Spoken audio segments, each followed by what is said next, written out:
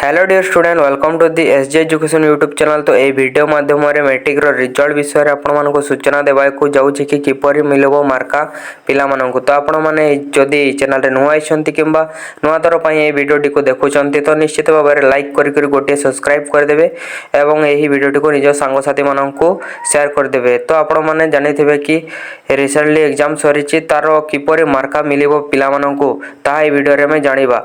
तो आपण मैंने एठारे देखि पारुथिबे कि लिखित लिखित परीक्षा 100 मार्कार 80% और इंटरनाल 20%। तो आपण मैंने देखि पारुथिबे एठारे आपण मैंने जो 100 मार्कार एग्जाम देथिले सेथिरु 80% निया जेबो और इंटरनाल एग्जाम रु 20% निया जेबो। यार चेकर मेकर व्यवस्था मध्य रही या द्वारा आपण मैंने चेक और रिचेक करि पारिबे। तो यह थिला एक सूचना जोटा को मु आपण मानकु जणाई देछि। तो देखा नेक्स्ट वीडियो रे। So thank you.